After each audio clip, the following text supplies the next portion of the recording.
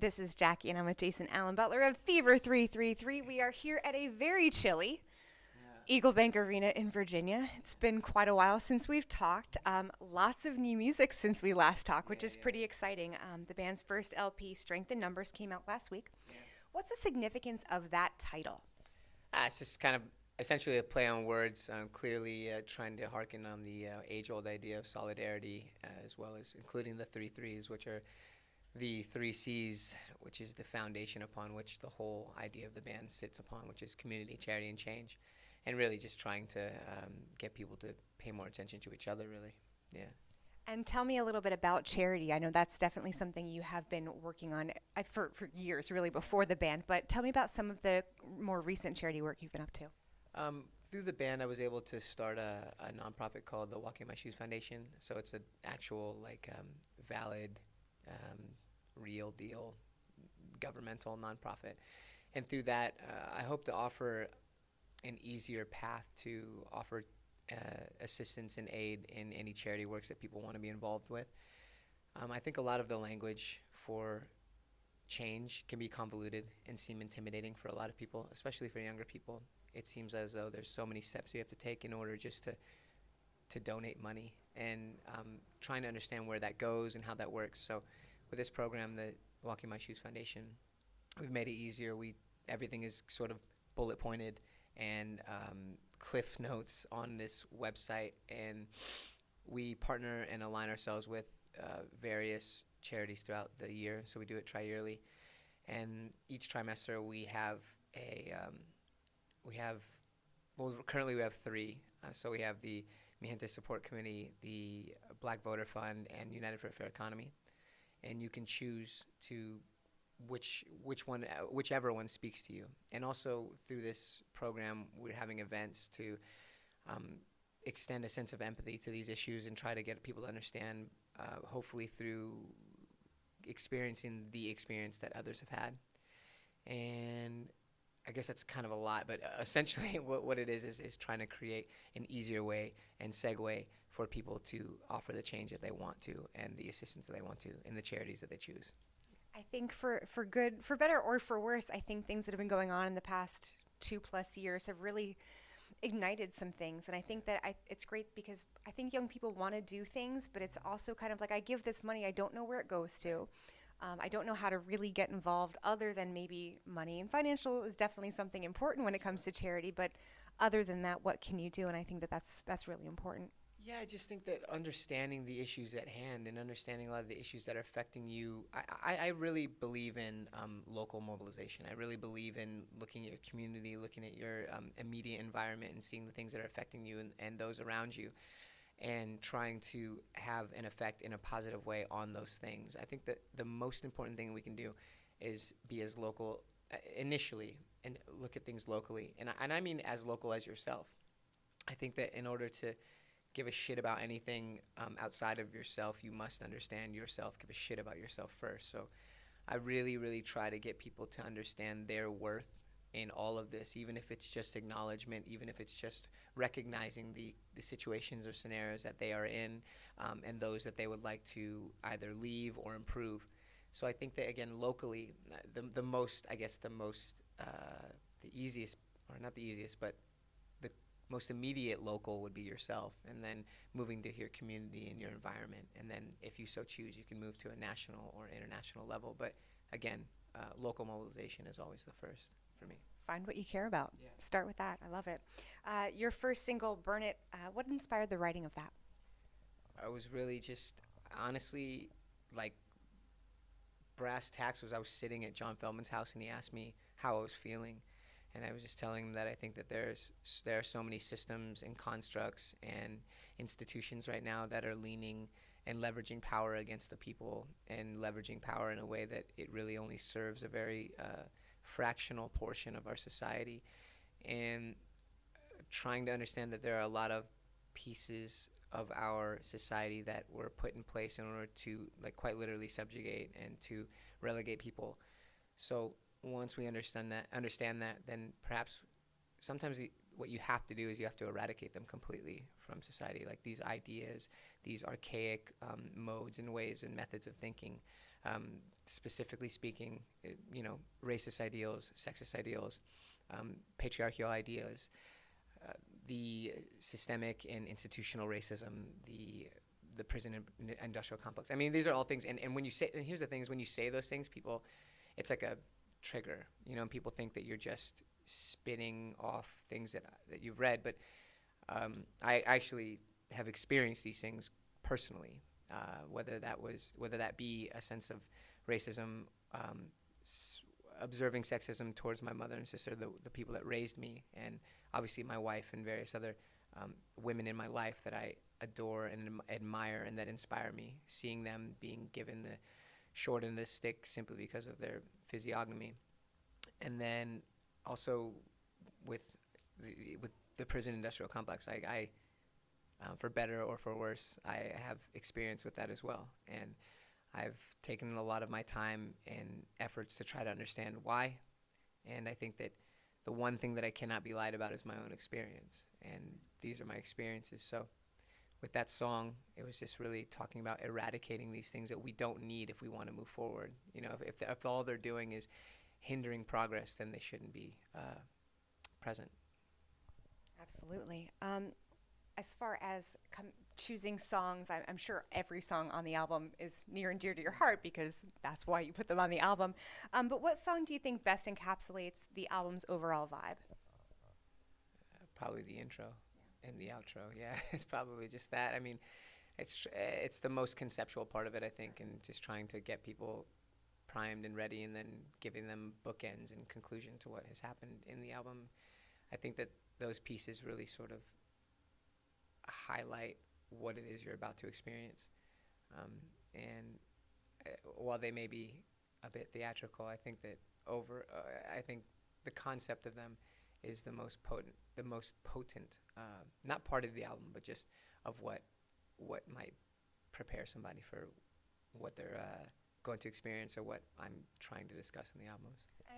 I think theatrical is a good way to kind of phrase that, and I think that might be a way to kind of break through and kind of capture attention. So I think that's a really smart way to go about it. Even if it wasn't intentional, or if it was, I think that music has a true power, and I think that spoken words do as well. Yeah. What do you know what your next single is going to be, and how do you guys decide that? Yeah, man, I think that music today, and popular music, and internet, and streaming, and physical copies, all these things, I think the people are what help you decide. And when you, in this case, the album wasn't really out when we were trying to figure out the single, so we just kind of had to think of what the people might want. But then the album came out, and sometimes it's different. So I think it's gonna be I think it's gonna be One of Us, which is a great song, and I think that it really does speak. I guess it's like a platform for representation, a large one, specifically in that song. So that's great. But moving forward, I think I'm just gonna listen to what the people say. You know what I'm saying? Like, look at the streaming, look at the numbers. Like, what do people say they want to hear, or what do they want to see? I think that that's the age that we're in. We can't just force feed people music anymore. We can't force feed them art. I don't think we ever should have, but I think there was a time in the industry where you were kind of told what was cool. Whereas now we have to listen to the youth and to the listeners of music, and they tell us what's cool. So I like that balance now. I like that. Better than a focus group any day. Yeah. You mentioned seeing, so do you have plans to direct any more of your videos? Yeah. So myself, and my partner now, DJ Bronner, we also did this video that you're about to see. Got together, figured it all out, and yeah, DJ is very, very talented, really, really amazing and encouraging for a lot of my ideas that can seem a bit grandiose or outrageous at times. He's able to realize them and help me put them into play, especially on set. He's like my eyes. If I'm performing in the video, he's my eyes there. And creatively and just his talent overall, I'm very lucky to have him on this team. So yeah, this video was another one that was very nice. So you mentioned music streaming and things like that. With new music coming out, what role do you see music streaming having this year? I mean, if I have to look at the trend, it looks like it is what is leading music now. I think that that's how people find their music. I was just listening to my team talk today, and they were talking about how someone didn't have Spotify Premium, so he had to go elsewhere to be sort of introduced to new music. And then a couple Spotify Premium people that had it, they were saying that it's presented to them and they can choose whether or not so it's like this streaming services really are this sort of, I guess, marketplace, like the largest marketplace for music, at least from what I'm understanding, and a lot of generationally too. Like I come from a generation where you go buy the album, but I'm not saying that has to stay that way. I'm also of the school of thought where I think that evolution is inevitable, and this is just part of the evolution. So just trying to find a way to utilize that to all of our advantage, both music consumer and creator. Yeah. I think music can be a source of inspiration. It can be a source of release. It has many different roles. What music do you find you turning to if you're having a rough day to kind of maybe reset things or let out what you need to feel? That's a great question. It just depends, really. Sometimes I'm like really nostalgic, like romantically nostalgic, and I'll listen to some things that I just remember being in the moment where I thought that I never wanted to leave. Early early love and situations where I felt so liberated, like I could just do anything. Like, so I go to things. It's usually older stuff, and then today, if with the newer music, if I'm to be inspired in a way where I want to push forward, I typically listen to a lot of hip hop and a lot of industrial leaning like music usually, just because I think that it's really challenged the way that popular music is received and consumed and accepted. So it just kind of depends on where I'm at. But if it's like a rough day, I usually just try to chill. My old go-to was Daughter. I loved Daughter a lot. That was like those first two EPs were amazing. And then recently, honestly, I was listening to that one song. I've been listening to the Nina Cried Power by Hosier. I don't know what it is. I don't know what it is. It's just such an amazing song to me, and I think that the feature on it she's amazing, and I don't know, it's just strong. So if I need to be lifted, I guess I was listening to that song recently. Yeah. I think music really has such a powerful, it's so multifaceted with the things that it can do. How do you think music can bring about change? I kind of feel like that's kind of where you are right now. Yeah, I think that historically music has always precipitated any renaissance or revolution, romantic, political, intellectual. And if we're looking again historically, I feel like there's a reason for it. If it's been so frequent and so consistent, there has to be a reason. So if you look at the reason, I think one of the most primitive reasons is that it was one of our first universal languages, and it transcended these ideas of having to speak one language. And I think that also on a primitive level, evolutionarily, we used to band together in tribes, and we would share our stories through music and dance. So I think rhythmically there's something inherent to music, and I think that there's an instant affirmative in a lot of music too, where you just quite literally say yes without even knowing it. I think that the use of that universal language is probably the most important part of it as far as change is concerned. I think that you can speak and create these scenarios to people that may have never experienced that in their life, but they're willing to hear you out because you're playing it over a dope beat or something that speaks to them as far as a progression is concerned. And I think that overall art really is the most important thing in cultural change. One of the most important things in cultural change, because it really does, it sort of nurtures this sense of the impossible. You believe in something and you think that you can do something so far out of the fathomable realm, and then you accomplish it through music. I think that that's really, really inspiring and encouraging. So if we think that we can't change our situation or change our environment or change the structures that we live within, and then we listen to a song that tells us we can, well, maybe we'll believe that. I love the idea of art bringing about change. And someone who teaches young children every day, I teach teenagers. Right. What do you think young people should do to feel maybe less marginalized and more heard? Because I would love to give that initial advice, how do I get started? I just spoke at my this youth government program that I was a part of, and then I was also an advisor for when I got older. And my reason for being there wasn't necessarily to tell them how to do it, but was to offer a sense of representation. I think that explaining to them that there are other people that look like them that have succeeded in other ways, or there are other people that look like them that weren't just marginalized or disaffected, offering them an idea of hope.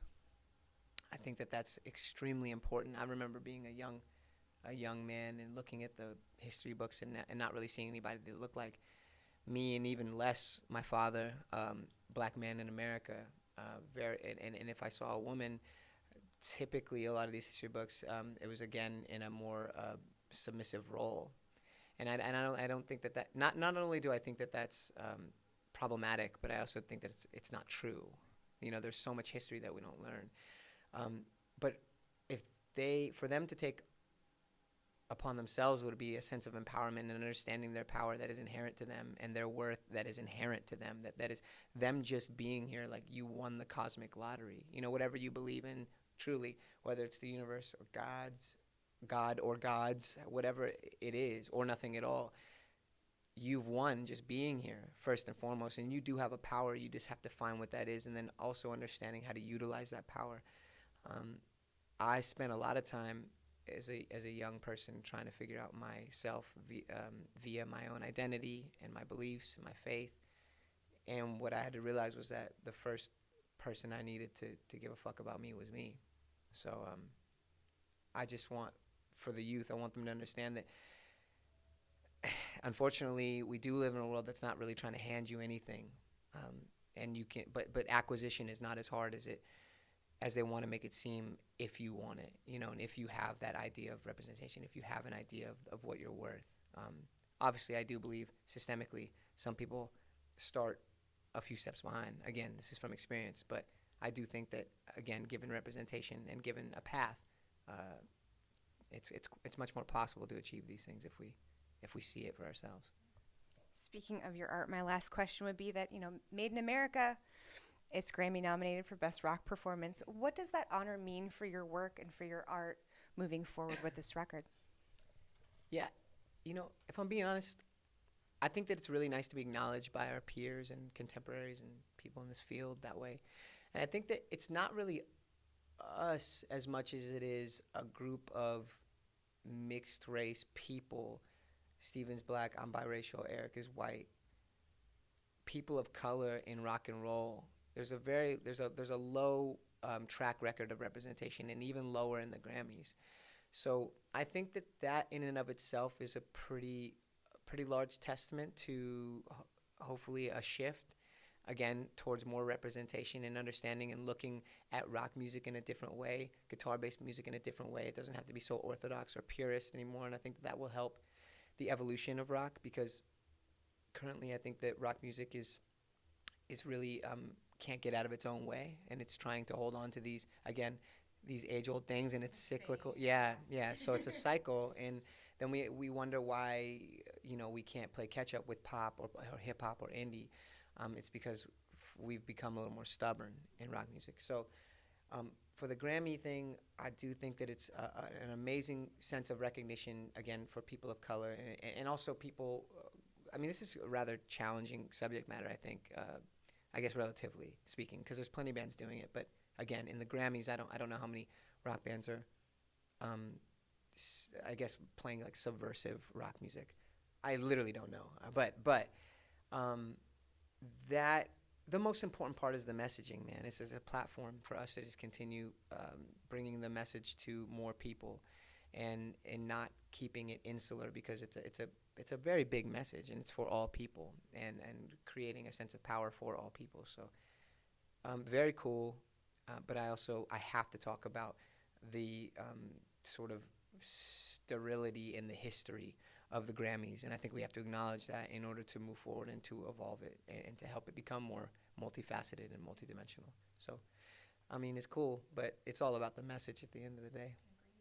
That message is important, which is why you should be sure to check out Strength in Numbers in stores now. This is Jackie, thanks to In the Key of Change and Substream Magazine.